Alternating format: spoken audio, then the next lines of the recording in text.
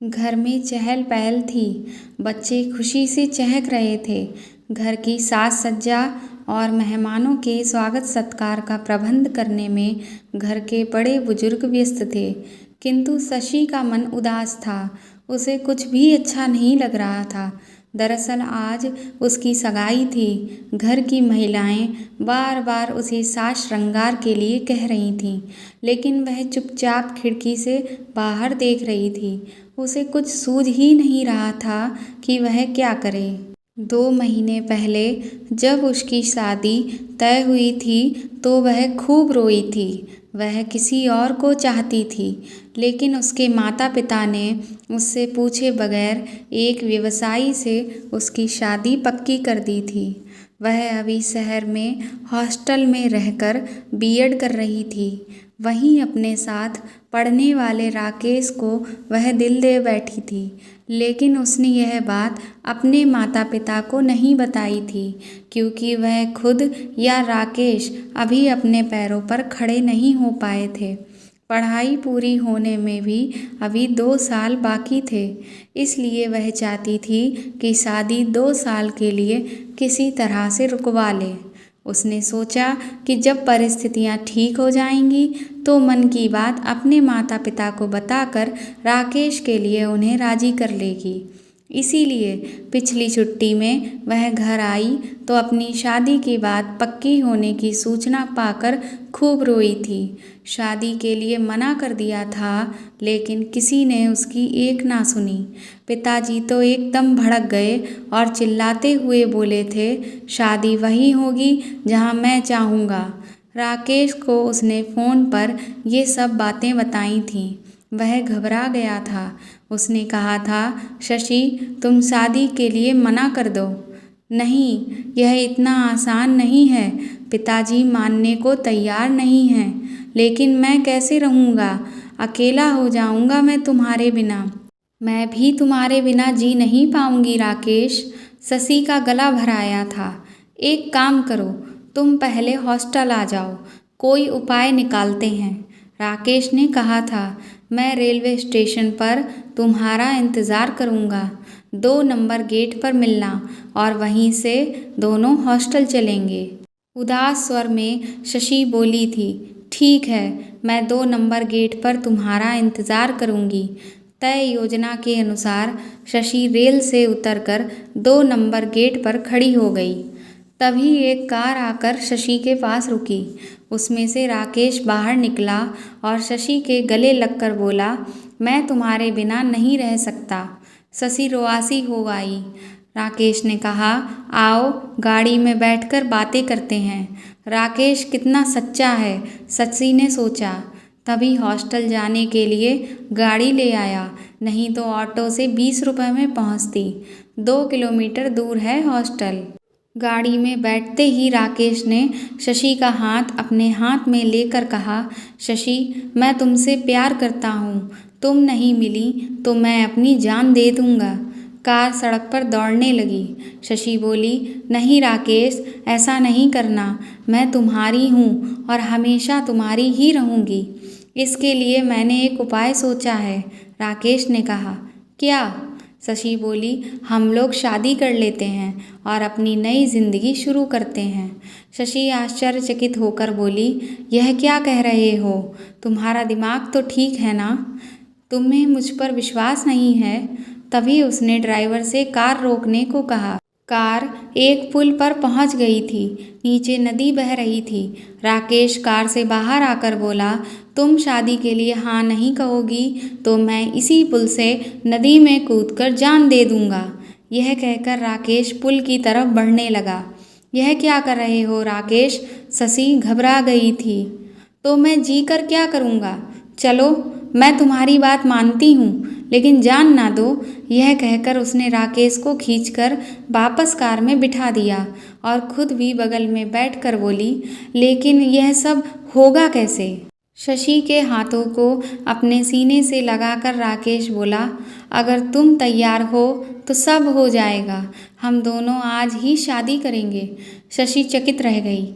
इस निर्णय पर वह कांप रही थी। उसकी समझ में नहीं आ रहा था कि वह क्या करे। ना कहे तो प्यार टूट जाता और राकेश जान दे देता। हाँ कहे तो माता पिता, रिश्तेदार और समाज के गुस्से का शिकार बनना पड़ेगा। क्या सोच रही हो? राकेश ने पूछा। शशि बोली, यह सब अचानक और इतनी जल्दी ठीक नहीं है। मुझे कुछ सोचने समझने का समय तो दो। इसका मतलब तुम्हें मुझसे प्यार नहीं है? ठीक है, मत करो शादी, मैं भी जिंदा नहीं रहूँगा। अरे यह क्या कह रहे हो? मैं तैयार हूँ, लेकिन शादी कोई खेल नहीं है। कैसे शादी होगी? हम कहाँ रहेंगे? घर के लोग नाराज होंगे तो क्या करेंगे? और हमारी पढ़ाई का आगे क्या होगा? शशि ने परेशान होते हुए कहा। तुम इसकी चिंता मत करो, मैं सब संभाल लूँगा। एक बार शादी हो जाने दो, कुछ दिनों बाद सब मान जाएंगे। वैसे अब हम बालिग हैं, अपने जीवन का फैसला हम स्वयं ले सकते हैं, राकेश ने समझाया। शशि बोली, लेकिन मुझे बहुत डर लग रहा है। मैं हूँ ना, डरने की क्या बात है? चलो फिर ठीक है, मैं तैयार हूँ। डरते डरते शशि ने शादी के लिए हामी भर दी। वह किसी भी कीमत पर अपना प्यार खोना नहीं चाहती थी।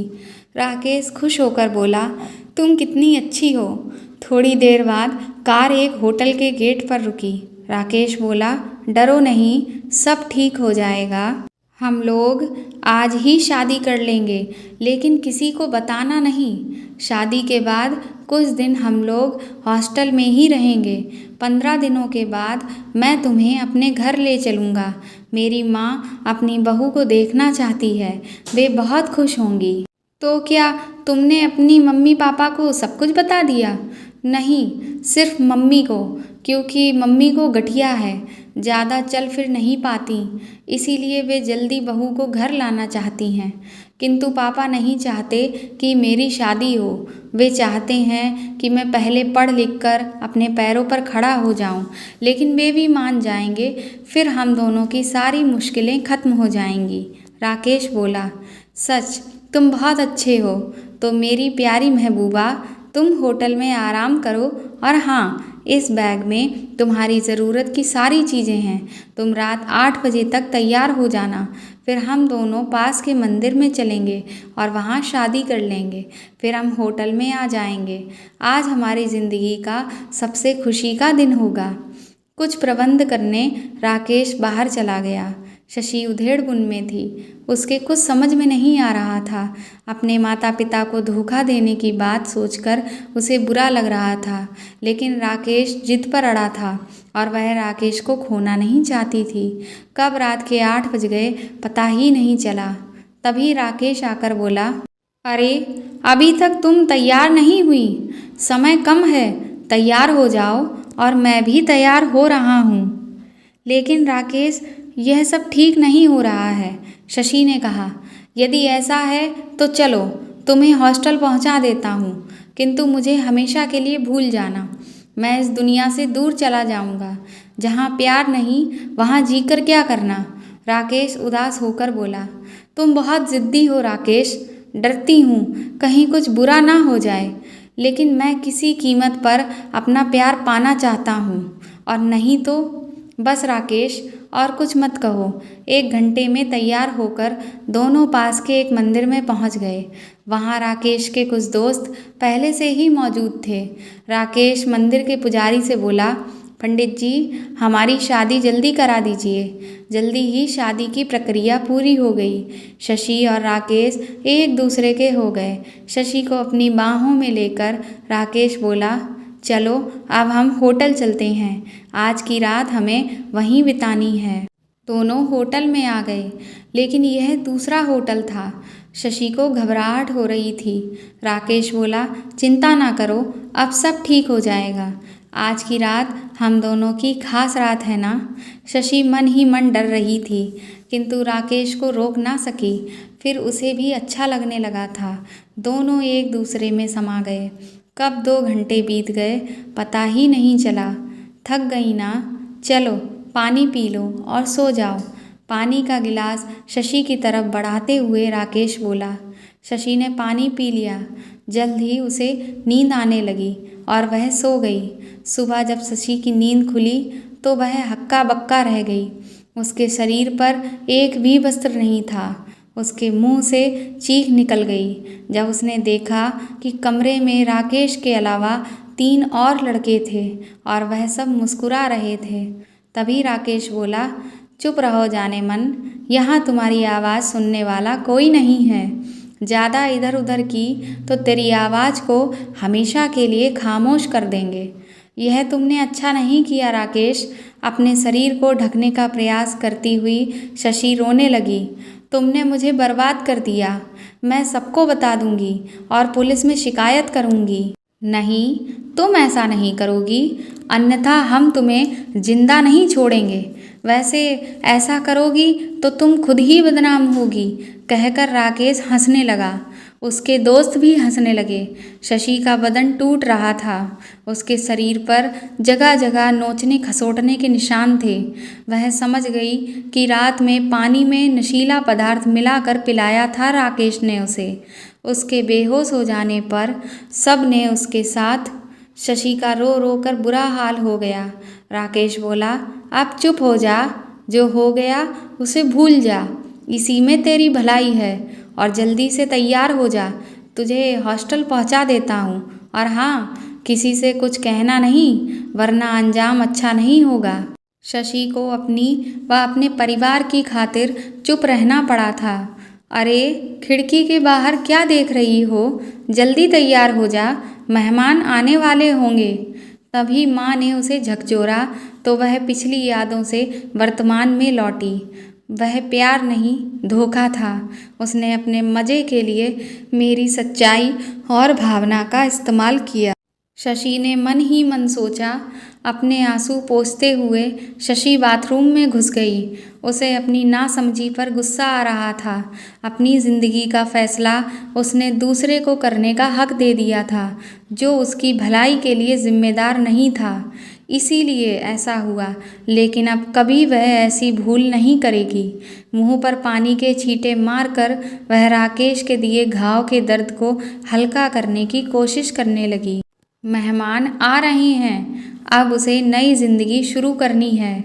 हाँ, नई जिंदगी। वह जल्दी जल्दी सजने संवरने लगी।